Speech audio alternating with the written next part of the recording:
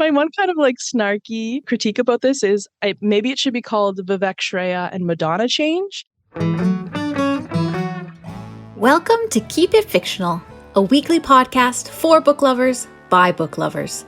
Build your to-be-read list with Sadie, Liz, Virginia, Fiona, and Corrine from the Port Moody Public Library.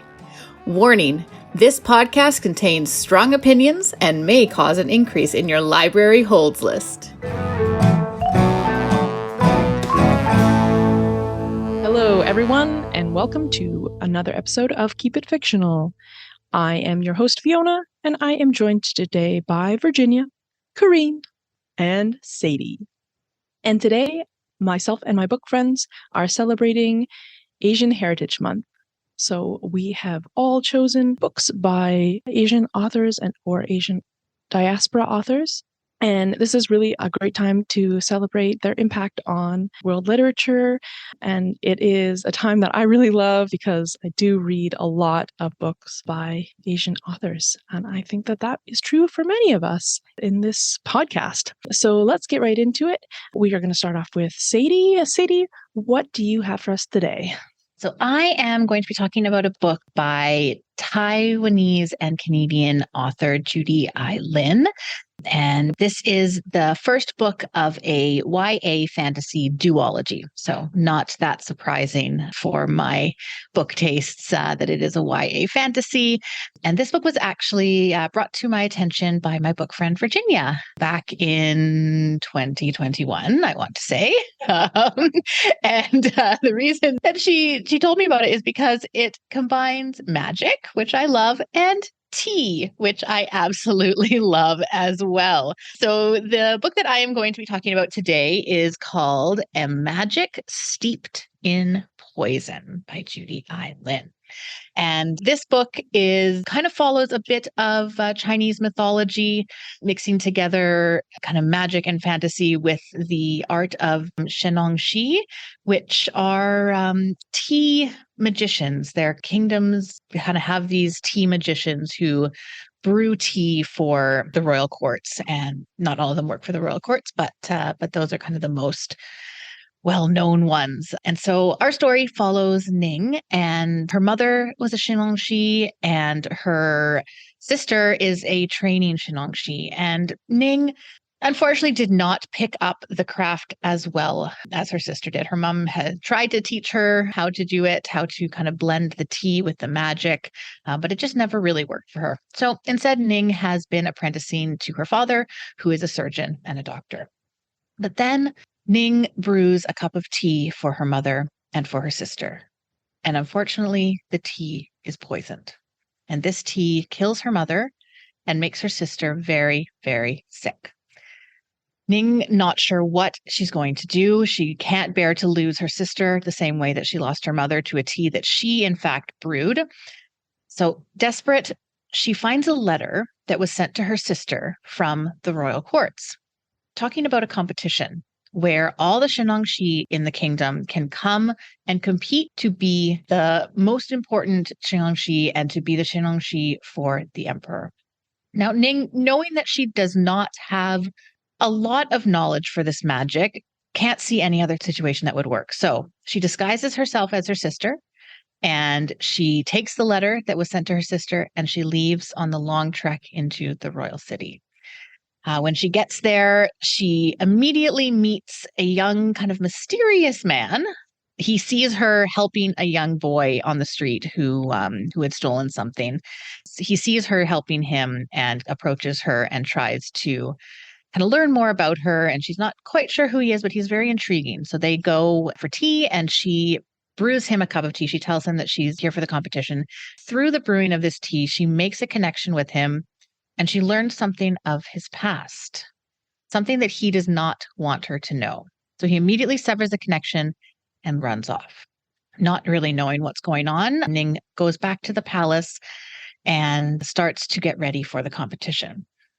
Now, the competition is not exactly what she anticipated. There are people there from all over the kingdom, and there are people there from all different levels of talent, all different levels of training, and all different backgrounds. Ning makes friends with a young woman who's connected to the court, but is from a town quite far away. And her and this other girl are treated quite differently from the rest of the competitors because there are competitors in this competition who have been trained by the Royal Shinongshi. And they are the ones who are thought to win the whole competition. And they look down quite heavily on the rest of the competitors. But that's okay. Ning is determined to win this competition. The winner of this competition gets a favor from the princess. And Ning knows that when she gets the favor from the princess, she is going to use that to save her sister. She's not sure how, but she's going to use that to save her sister. In the middle of the first round of the competition, they're brewing tea. The way the competition works is they have to get ingredients to brew a specific tea and then blend that tea with magic so that as the judges drink the tea, they are given a magical kind of experience of a specific event or a specific feeling as they're drinking this tea. During Ning's turn in the competition, an assassin jumps into the room and tries to kill the princess. They capture him and unmask him, and it is none other than the young man who Ning met in the market and who she brewed the tea for. Ning is not quite sure what's going on at this point. She knows that she needs to focus on the competition, but she's very intrigued as to who exactly this young man is, why he is trying to kill the princess. He has now been captured. He's claiming that he was not trying to kill her. He was, in fact, trying to save her, but nobody knows if he's telling the truth. Soon it comes out that he is, in fact, the banished cousin of the princess whose father had tried to kill her father many, many years ago. So Ning is not sure who she can trust. Ning is not sure how she fits into this whole story, but all that she can do is focus on brewing tea, focus on her magic, focus on not being found out as an imposter in this competition so that she can finally win and get the favor of the princess and save her sister. Like most fantasy stories, there's much more going on than you originally think that there is. There is plots against Ning, plots against the princess, plots against the other competitors that Ning must try and unroot. There's more to this young man than she thinks. So it's kind of the connection between her and this young man that she's trying to figure out whether she can trust him, whether he is who he says he is, whether when he says that he does not want to kill the princess, is that actually true? It's a really good book that kind of weaves all of these different storylines, all of these different magic and tea and royalty all together. So yeah, I would really recommend it. If you like tea or if you don't have to be a tea drinker to read it. But I would say if you like YA fantasy, if you like kind of strong and smart protagonists, Ning is able to take care of herself even in this kind of madness that she finds herself dropped into, and you find yourself really connecting with her on a lot of different levels. So yeah, so that is A Magic Steeped in Poison by Judy I. Lin. Thank you so much, Sadie. That sounds like a great fantasy. I have to admit, I've seen the cover and been really drawn into it, but didn't know what it was about. So it's definitely going on my TBR now. Okay, we are going to move to Korean for another book by an author of Asian heritage. I think this is going to be quite a 180s. It really is. My book is maybe the opposite of Sadie's in that it is like adult literary fiction that is extremely heavy. It is a difficult read, but I kind of went in knowing that it would be that and was still devastated. So it has been 2 years. 2 years since Han has gone home to her unnamed hometown to visit with her parents. 2 years ago, there was a horrible accident and Han's young daughter was killed. And ever since then, she has essentially isolated herself from her friends, from her work, and also from her family. She keeps up with the group chat. She vaguely knows that things are happening in her parents' lives as they age. She hears from her siblings, their joys and triumphs, but is not really connecting with anyone because she has shut herself off completely. When she finds a message in a group chat that one of her sister is taking her mom to Seoul for a medical procedure, something catches her eye. In the group chat, her sister says, "Father cried when we left." This image of her modest, simple, hardworking, quiet father openly weeping, watching his wife and his child leave for the city, knowing full well that they are going to be coming back, affects Han in a way that she didn't expect. And before she knows it, she is packing up her bags and her life to go back to her hometown to look after her dad while her mother is away. She remembers images of her father as she travels back to her hometown for the first time in so many years. How one day when she was walking with her school friends, she saw a kind of hunched, limping figure dressed in ragged clothes walking towards her and didn't recognize that it was her father.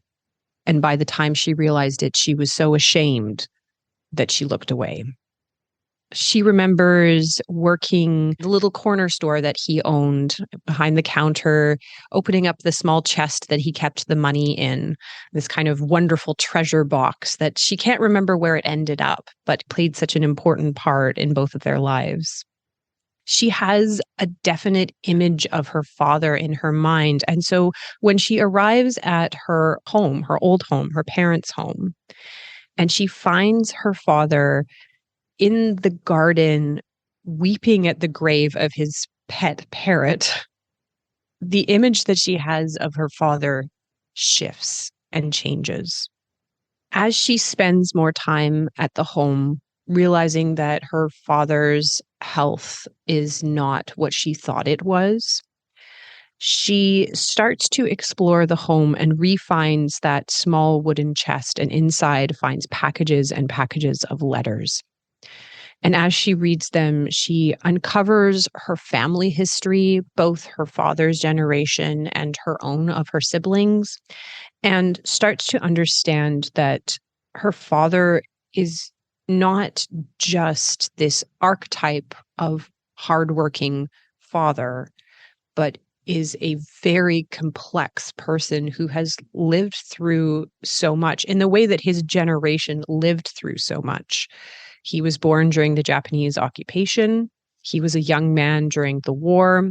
He lived through uprisings and protests, as has his entire generation been through so much, and is incapable or unwilling to articulate that to his children. He survived it so that they could survive. In the same way that her kind of breakthrough novel, Please Look After Mom, which was a 2012 Man Asian Literary Prize winner. I Went to See My Father by Kyung-sook Shin is a, to borrow a term from Liz, emotionally devastating look at the complex relationships between adult children and their parents, especially as their parents are aging, and these adult children trying to understand that their parents are so much more than just mom and dad, but they are rich, complex, difficult people who faced impossible choices. Her father's story growing up in this small village where he first lost all of his siblings to a fever and then became the eldest child, and then shortly after lost his parents and became the only breadwinner for his entire family, looking after his younger siblings. His survival so much depended on shutting himself away and hiding. And so when his children try to connect with him, he doesn't know how to do that. And as Han spends more time, she realizes that the early stages of dementia that he is coping with are providing these windows into his past that she has never had before. As I said, this is a really heavy book, but it is so masterfully done. And this is both a very specific story and very universal in the way that it taps into the emotions and the complexity of adult children and their relationships with their parents. Our parents have all gone through things that we don't understand. There's the generational gap, there's the gap between child and parent, and there's just a difference of understanding. But through it, there can be a meeting or an appreciation. And this book is going to tear your heart out in the same way that Please Look After Mom. I only got it through the first 50 pages because I was crying so hard I couldn't breathe. This is kind of like the same vibe as that, just beautifully written, wonderfully thought out, heart-wrenching. She, I believe, remains the only South Korean to win the Man Asian Literary Prize, and I believe maybe the only woman. She was the first at the time. She has also written Violets, which was also translated by my man, Anton Hur, which is very well worth picking up. If you're looking for something, I don't know if one wants to look for something devastating, but if you would like to really delve into a beautiful character portrait, a beautiful look at the relationship between parents and children, a kind of glimpse into the life of a very specific generation of South Koreans who lived through incredibly tumultuous times, I would absolutely recommend picking up this book and definitely picking up Please Look After Mom as well. I hope that you give it a chance. It is heavy, but sometimes it is worth grappling with big things to gain a deeper appreciation of the world and your place in it. Thanks, Corrine. Reviews like that are so hard of like, this is going to break you, but you should still read it. But yeah. And it's hard when you put it on your TBR and it sits there and you're like, I know this is like, I want to read this, but I know that I need to find the right time to do it. Yeah, you've got to be in like the right mindset for it of like, I can deal without this breaking me. And apparently like 2:00 in the morning last night was that time. I'm glad. Okay, we're going to pass the baton to Virginia. So I have a book from an author from the Philippines. I believe she doesn't live there anymore, but not 100% sure. But this is a book that was published in the Philippines in 2014, and it won the Philippine National Book Award, but it was only available in North America last year. And it's really interesting that this book won that kind of award because the story may not be what you would expect an awards committee to pick. We talked recently about awards in one of our episodes, and they have like this typical stuff that they like to pick, but this is a little different. So I'm really, really glad that it did. This is The Dwellers by Eliza Victoria, and it's a fairly short novella. The Dwellers are a clan of people that go by 3 rules, and they are strict and absolute. Rule number 1, don't kill the body you inhabit. What? Rule number 2, never mention your previous name again. And rule number 3, don't talk about your previous life ever. Yes, the Dwellers have many special abilities, one of which is the ability to take over somebody else's body. But this is not your usual body snatcher taking over the world kind of story. In fact, it was quite the opposite because body snatching, body jumping is strictly forbidden. Even though the Dwellers are able to do it, they are not supposed to. And the knowledge of how to take over another body is pretty well guarded. But of course, just because it's forbidden doesn't mean people are not curious, doesn't mean that nobody tries it.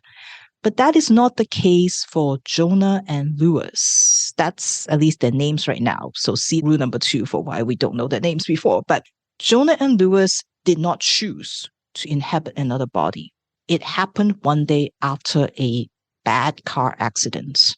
And when they woke up, they were in the bodies of Jonah and Lewis.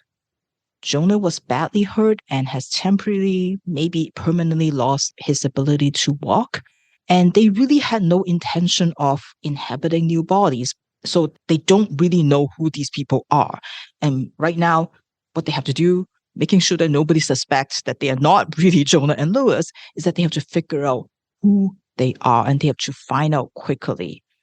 Find out what their relationship is. And it seems like Jonah and Lewis are brothers as far as they can tell. And from their belongings, they could tell where they live.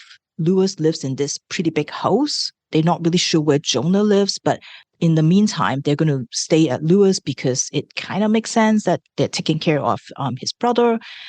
They have to find out what their jobs are. And from inside the house, it seems like they are IT people. They do seminars at conferences. They travel quite a bit. They also teach us every now and then at the local university. So they've got some correspondences from students and things like that. And because of the accidents, there are a few people who have come calling or they have emailed them. And so they're trying to figure out all these different relationships. And they have to find out why there is a dead body in the basement freezer. The smell, after a couple of days, they were staying in the house and they discovered that there is a dead body in the basement. Whose body is it? Are Jonah and Lewis murderers? Did they kill somebody? Did they put the body there? Did they know that there's a body there? That someone else lives in this house? They need to find out soon. So like I said, this is really not about sort of that body snatching bit. It's really about what happened with these two reluctant body snatchers when they went into somebody else's body to try to figure out who they are now. And so there's kind of two narratives going on. One of them is sort of that mystery, about who Jonah and Lewis really are, who are these bodies they have taken over.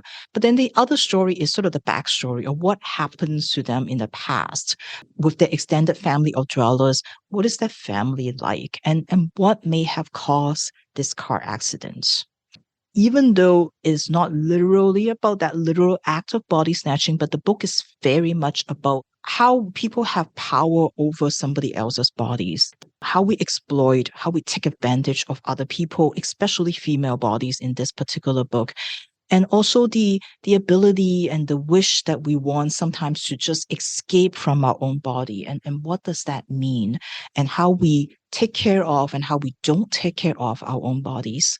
It's interesting because it's not from the point of view for the victim, so to speak. It's kind of from the point of view of the body snatcher. So it's kind of, you get a different kind of way of looking at things, and it's quite interesting. But I do want to give content warning for this book for sexual abuse and assault, for fat phobia, for eating disorders, and suicide in the book. If you're looking for weird and strange and mysterious and supernatural, definitely a little bit of supernatural in it. If you're looking for that type of story, but also a very thoughtful and sometimes kind of philosophical kind of read with a lot of really nice, creepy drawings throughout the book, then I think you may enjoy this one. So this is The Dwellers by Eliza Victoria. Thank you, Virginia. That sounds really great. And it's never just one weird thing. It's not just the body snatchers. It's something weird about the body snatchers. That's what makes it Virginia, is weird on top of weird with a side of weird. All right. We are going to switch gears now and go to our existential question. And today that is on travel guides. So what I'm wondering today is whether any of you look to travel guides, consult them when you're going to go traveling, or whether you're more of a word of mouth person or just go for it and see what happens. I love the idea of travel guides because I find that the idea of being able to take these books and really organize a trip, that really appeals to me. So I really like the idea, and I have in my mind whenever I set out to travel, which is not a lot. In the before times when I used to travel, I would always want to get a whole bunch of travel books because then I could have them all stacked up nicely and I could look through, I could put my Post-it notes in them where I wanted to highlight, but it never works out the way that I want it to. I got when we did our big trip to Ireland the first time in 2015, we got a lot of travel books. And then when we did our trip in 2019 as well, we got a few more. And I think we kind of used them, but then they just ended up sitting on our shelves for a while. And eventually I got rid of them. I don't think that's true. I think they're probably just in boxes in our house somewhere. So I feel like I like the idea of them, but putting them into practice, I find a little bit harder. I don't always want to carry them with me, I think, when I'm traveling, especially with the thicker ones. They're kind of heavy and not always easy to bring with you. So I'll sometimes just kind of make a couple notes from them, but otherwise they end up on the shelf. I feel like that's why it's good to get them from the library? Because like sometimes you've got that like ambition where you're like, I'm gonna prep, and you go and like buy them from the store, and then you look at one picture. Whereas I find when you get them from the library and look at one picture, like kind of accepted that is an okay use for books, of like, you know, whether it's like a coffee table book or a travel guide, when you're like, you start with a clean blank page for your idea for your trip, and you just need something to get you started because you're excited. And so you open it up, you see the map, you read like one page about a hotel in a particular place or an event, and you're like, okay, now I'm ready for my trip. And then like you can just take that back to the library. That's kind of how I use them. Yeah. So in a perfect world, I have a very laissez-faire approach to most things. But fortunately or unfortunately, I'm surrounded by people who really love spreadsheets, just love a spreadsheet to organize everything, just spreadsheet the heck out of it. So for better or worse, a lot of my trips are more organized via spreadsheet than I would like to say.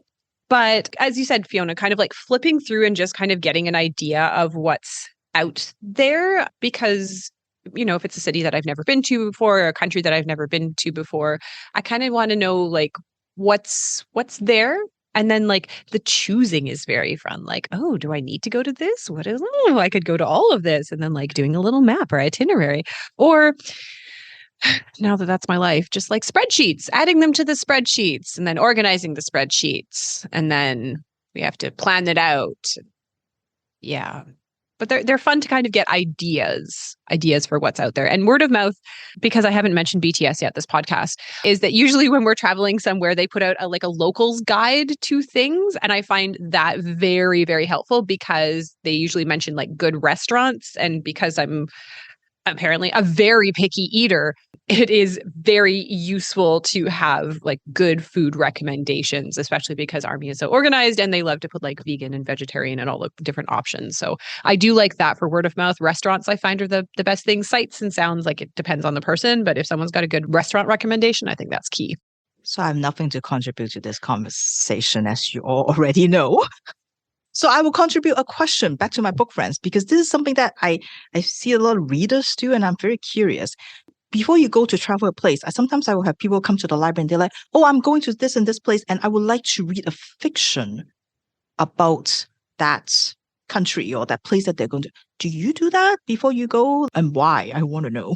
Yeah, like always.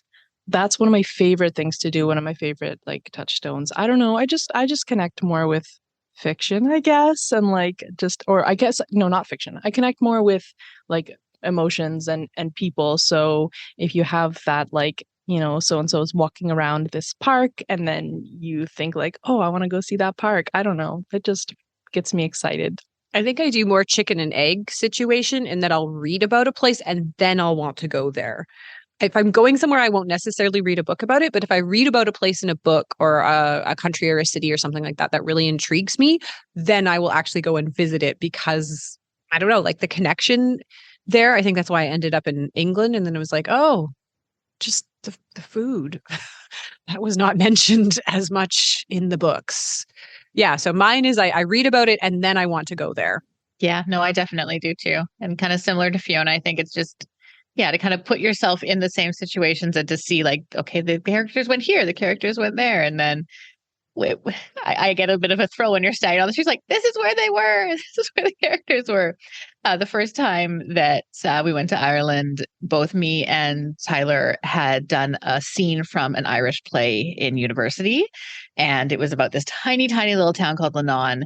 And we did an entire bus tour of a specific area, Connemara, in Ireland, just so that we could go to Lenon.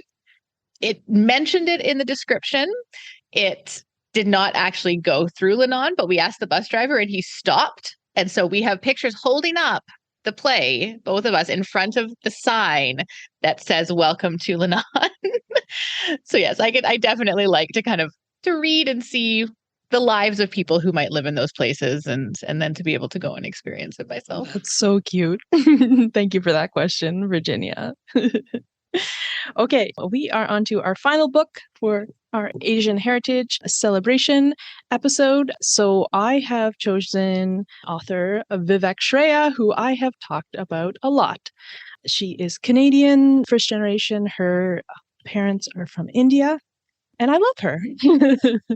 She is a fantastic, beautiful human with has a beautiful mind. I mean, and she's not only an author, but a performer as well. She has music and she's very experimental. But so far, I connect most with her books. I just love her, and I got to see her speak this year, and that filled my soul. Okay, so this book is a book of essays, but it's more memoir, but in that it doesn't go to a particular depth or breadth, in that you can see it's quite a small little, just under 100 pages, which I think is delightful. And it is something you can read in an hour. I listened to the audiobook. It was only a couple hours, maybe even one or two. It is about a few different things. That's the thing, is Vivek Shraya just intertwines things in a beautiful, beautiful way. So I would say a lot of it is framed in this experience that she had with a guru who she really, really admired. So she did grow up in a Hindu family, and they were devotees of a particular guru. And Vivek Shraya had this idea that she couldn't live without this guru, that from when she was a small child, that when he died, she would also die, because she couldn't imagine a world in which she wasn't protected by this guru. So she's also trans feminine and queer, and a lot of it talks about that experience of feeling unsafe and also suicidal ideation, and that kind of superstitious, in the way that she looks back on it, idea that she was connected to this guru in a way that would protect her from homophobia, essentially, but also reflecting on the idea that, she could probably never have full acceptance from this guru for who she truly was. So sort of seeing that paradoxical situation. But of course, it's also all about change, because the book is called People Change. And my one kind of snarky critique about this is maybe it should be called Vivek Shraya and Madonna Change. But I do really appreciate that this is her story, and that it can be applied to your life. But it was a lot about her experience with change, and then also sort of modeling that off of Madonna, which was really interesting, because I think I'm just slightly too young to matter of years, couple of years, to fully appreciate Madonna. I never really got on the train. So I didn't appreciate the cultural phenomena as much, but, seeing her as this, well, first of all, as this person who's constantly reinventing herself, and that finding empowerment through that, but then again, also recognizing the appropriation that Madonna has done, and in particular of South Asian culture. God, just what a beautiful mind to be able to speak so nuanced about things that she loves, but she also recognizes are harmful. And of course, the most impactful part for me was reading about it from the trans lens of, we have this idea that trans people find themselves and they become who they were meant to be. And Vivek Shraya's point of view is sort of, we are always who we are meant to be. We are always changing, and we don't have to see ourselves as a stable point that we need to get to, but to love yourself and others for all of the change that happens. I don't know how she is able to distill these beautiful points of view and communicate them through the words so much. It's not a memoir. It's obviously not a fiction, but she's able to just put that idea and thought in your head, and it feels so different than the way I've ever heard these things said before. So this is a great book, but especially her essays, they all do that. And she is just a Canadian gem. And I think I did connect with it a lot with her South Asian heritage, because she also is just so unafraid to be at that intersection, to be a queer person, a trans person, a brown person, of South Asian heritage, and Canadian and first generation. And she just does it like it's comes so naturally. So really, really highly recommend looking into her in any way that you can. I probably am a little bit biased, but I think that she has made something for everyone because she's also made a lot. Okay, yes. So thank you all for joining us for this episode to celebrate Asian heritage. At the risk of sounding saccharine, I think taking a moment to appreciate how much people of Asian heritage have contributed to literature and the joy that we get from being able to access and appreciate that. I'm just really grateful that is part of what we're able to read and engage with. So thank you all. We will see you again next week. Bye. Thank you for listening. If you like our show, please tell a fellow book lover about it. You can find a list of all the books we discussed in our show notes. Join us next week for another fun book chat. Until then, keep it fictional.